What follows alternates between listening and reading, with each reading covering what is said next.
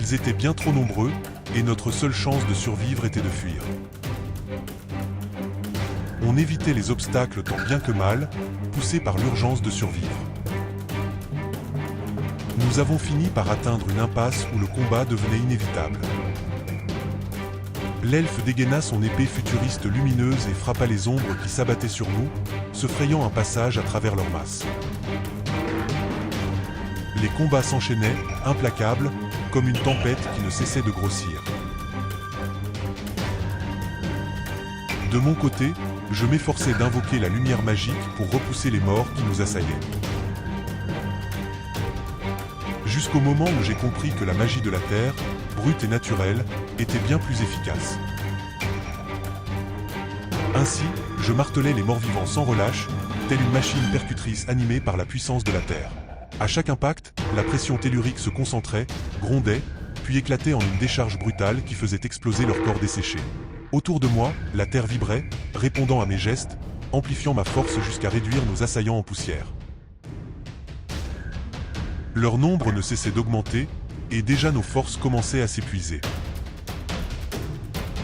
La fuite était devenue notre unique échappatoire. Nous nous engageâmes donc dans l'ascension de la falaise du ravin, chaque prise devenant un pas de plus vers la survie. Nous avions enfin un moment de répit, et nous nous mîmes en route pour retrouver le fameux robot perdu. Pris de court par le temps, nous avons traversé un étang qui nous barrait le passage. Nous étions près du but.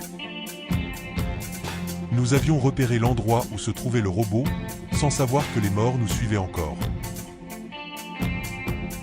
L'elfe se précipita pour porter secours au robot, que le sable avait englouti jusqu'à l'immobiliser.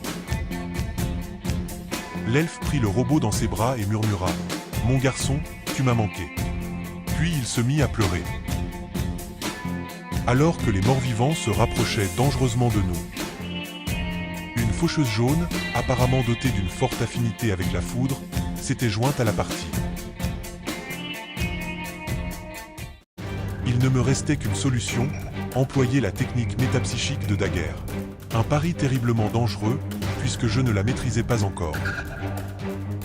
Je me transformai en démon sans même m'en rendre compte, et je perdis alors tout contrôle de ma volonté. Et ce démon terrifiant libéra une tempête dévastatrice, balayant tout ce qui se trouvait sur son passage.